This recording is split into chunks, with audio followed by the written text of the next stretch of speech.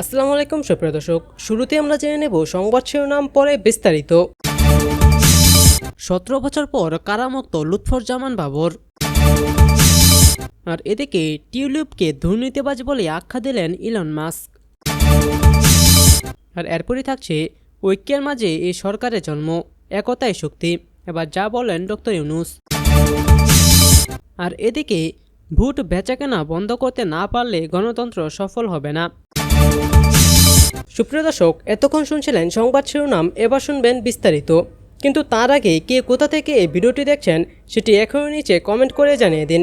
আর যারা যারা এই চ্যানেলে নতুন আছেন তারা এখনই এই চ্যানেলটিকে সাবস্ক্রাইব করে দিন, তাহলে যে কোনো ধরনের খবরাখবর আপনারা সবার আগে আপনার মোবাইলে নোটিফিকেশন পেয়ে যাবেন। শুরুতেই থাকছে 17 বছর পর কারামুক্ত লুৎফুজ্জামান বাবর। 17 বছর কারাবাসের পর কারাগার থেকে মুক্তি পেয়েছেন সাবেক স্বরাষ্ট্র প্রতিমন্ত্রী লুৎফুজ্জামান বাবর। কেরানীগঞ্জ কেন্দ্রীয় কারাগার থেকে বের হন তিনি। ঢাকা বিভাগের ডিআইজি প্রিজনস মোহাম্মদ জাহাঙ্গীর কবির বিষয়টি নিশ্চিত করেছেন। এর আগে গত 14 জানুয়ারি চট্টগ্রামে আলোচিত 10 ট্রাক অস্ত্র চোরাচালানের ঘটনায় অস্ত্র আইনে করা পৃথক মামলায় যাবজ্জীবন কারাদণ্ডের দায় থেকে খালাস পান লুৎফুজ্জামান বাবর। বিচারপতি মুস্তাফা জামান ইসলাম ও বিচারপতি নাসরিন আক্তারের সমন্বয়ে গঠিত হাইকোর্ট বেঞ্চ এ রায় ঘোষণা করে। এ রায়ের মাধ্যমে বাবর তার বিরুদ্ধে করা সব মামলা থেকে খালাস পান। নেত্রকোনা 4 আসনের বিএনপির সাবেক সংসদ সদস্য লুৎফুজ্জামান বাবরের মুক্তির খবরে বিএনপি নেতাকর্মী, স্বজন ও এলাকার মানুষের মাঝে এক ধরনের আনন্দ উচ্ছ্বাস তৈরি হয়েছে। তার নির্বাচনী এলাকা ছাড়াও ময়মনসিংহ, নেত্রকোনায় অসংখ্য তোরণ নির্মাণ করা হয়েছে। নেতার মুক্তির খবরে এলাকা থেকে দলে দলে লোকজন ঢাকায় এসেছেন। কারামুক্তির পর কারা ফটক থেকে বাবরকে বরণ করার জন্য প্রস্তুতি নিয়েছেন তারা। লুৎফুজ্জামান বাবরের মুক্তির মধ্য দিয়ে ভাটি বাংলা তথা বাংলাদেশের গণমানুষের আকাঙ্ক্ষা পূরণের পথ প্রশস্ত হবে বলে আশা প্রকাশ করেছেন তার স্ত্রী তাহমিনা জামান শ্রাবণী। তিনি সংবাদ মাধ্যমকে বলেন, দীর্ঘ 17 বছর পর আদালতের রায়ে ন্যায় বিচার প্রতিষ্ঠিত হয়েছে। দেশের জনগণ তার মুক্তির জন্য অধীর আগ্রহ নিয়ে অপেক্ষা করে আছে। তিনিও জনগণের কাছে ফিরতে উদ্গ্রীব হয়ে আছেন। 2007 সালের 28শে মে আটক হন লুৎফুজ্জামান বাবর। এরপর বিভিন্ন মামলায় তার দণ্ড হয়। এর মধ্যে 2টি মামলায় তার মৃত্যুদণ্ডাদেশ হয় এবং একটিতে দেওয়া হয় যাবজ্জীবন কারাদণ্ড।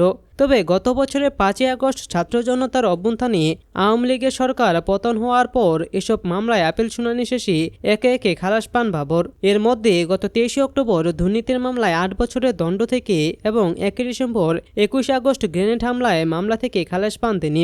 21 আগস্টের মামলায়ও বাবরকে মৃত্যুদণ্ড দিয়েছিল বিচারক আদালত।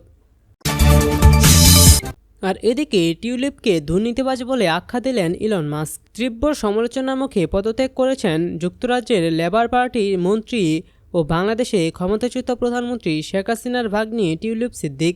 এবার তাকে দুর্নীতিবাজ বলে আখ্যা দিলেন আলোচিত মার্কিন ধনকুবের ইলন মাস্ক। স্থানীয় সময় বুধবার সন্ধ্যায় নিজের এক্স অ্যাকাউন্টে এই প্রতিক্রিয়া দেন ইলন।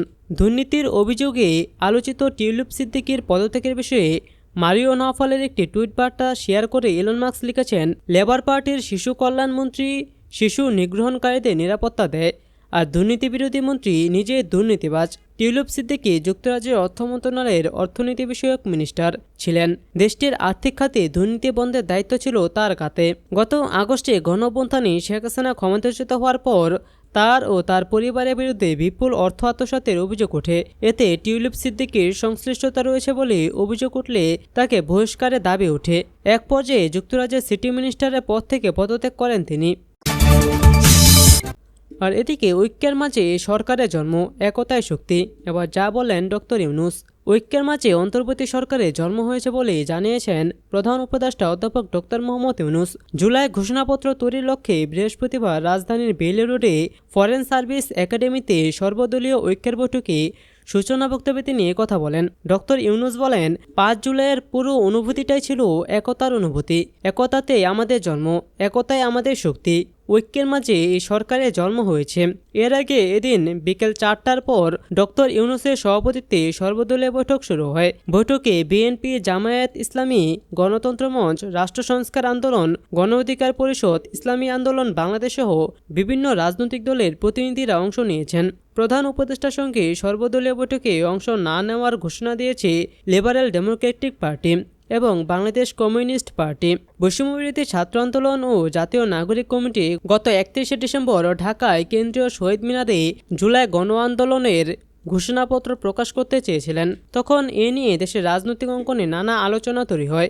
পরে গত 30শে ডিসেম্বর রাতে জরুরি প্রেস ব্রিফিংয়ে প্রধান উপদেষ্টা প্রেস সচিব জানান, অন্তর্বর্তী সরকারের পক্ষ থেকে জাতীয় ঐক্যমত্যের ভিত্তিতে জুলাই গণ অভ্যুত্থানের একটি ঘোষণাপত্র তৈরির উদ্যোগ গ্রহণ করা হয়েছে। এরপর বৈষম্যবিরোধী ছাত্র আন্দোলন ও জাতীয় নাগরিক কমিটির পক্ষ থেকে জুলাই ঘোষণাপত্র প্রকাশের জন্য অন্তর্বর্তী সরকারকে 15 জানুয়ারি পর্যন্ত সময় বেঁধে দেওয়া হয়। গত বুধবার রাতে প্রধান উপদেষ্টা প্রেস উইং থেকে জানানো হয়, প্রধান উপদেষ্টা ডক্টর ইউনূসের নেতৃত্বে অন্তর্বর্তী সরকার বৃহস্পতিবার বিকেল 4টা থেকে সন্ধ্যা 7টার মধ্যে ফরেন সার্ভিস একাডেমিতে জুলাইয়ের ঘোষণাপত্রের ওপর একটি সর্বদলীয় বৈঠক আয়োজন করবে।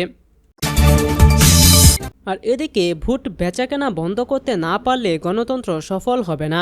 ভোট বেচাকেনা বন্ধ করতে না পারলে গণতন্ত্র সফল হবে না বলে মন্তব্য করেছেন স্থানীয় সরকার সংস্কার কমিশনের প্রধান প্রফেসর ডক্টর তুফায়েল আহমেদ। রংপুর জেলা প্রশাসনের সম্মেলন কক্ষে স্থানীয় সরকার সংস্কার বিষয়ক মতবিনিময় সভায় এসব কথা বলেন তিনি। সভায় সরকারি কর্মকর্তা, সংস্কার কমিশন সদস্য, এনজিও কর্মী, বিভিন্ন পেশাজীবী ও গণমাধ্যম কর্মীরা অংশ নেন।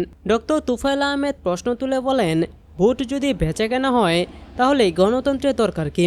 টাকা নিয়ে যদি ভোট দেই তাহলে গণতন্ত্রের দরকার কি? কেন ভোট চাই? এই বেচাকেনার সংখ্যা থাকলে দেশে গণতন্ত্র হবে না। স্থানীয় সরকার সংস্কার কমিশন প্রধান আরও বলেন, এই সরকারের অধীনে যদি ভালো নির্বাচন না হয় তাহলে আর কখন হবে? ছাত্রদের আন্দোলনের কারণে এত প্রভাবশালী একজন প্রধানমন্ত্রী দেশ ছেড়ে পালিয়ে গেল, এটাও সম্ভব হয়েছে দেশে। তাই আশাবাদী হয়ে সংস্কার করতে হবে। সবাই মিলে আমাদের ভোট ও গণতন্ত্র পাহারা দিতে হবে। স্থানীয় সরকার সংস্কার কমিশন প্রধান আরও বলেন, এ জাতির আর ক্ষতির কি বাকি আছে? বিচারালয় থেকে ইউপি মেম্বার, সবখানেই ক্ষতি হয়েছে। আওয়ামী লীগ জাতি হিসাবে আমাদের নষ্ট করেছে। সে কারণেই আমাদের আশাবাদী ও সচেতন হতে হবে। পাহারা শুধু ছাত্ররা দিলে হবে না, তাদের মা বাবাদেরকেও দিতে হবে। তিনি বলেন, স্থানীয় সরকারের সংস্কারের মধ্যে দুই ধরনের মতামত আছে। এক ধরনের মত হচ্ছে যা আছে তাই ডাইরেক্ট নির্বাচন হবে, আরেকটা হচ্ছে পার্লামেন্ট সিস্টেমে যাব কিনা। সেটা আমরা সবকিছু বিবেচনা করে প্রতিবেদন দেব।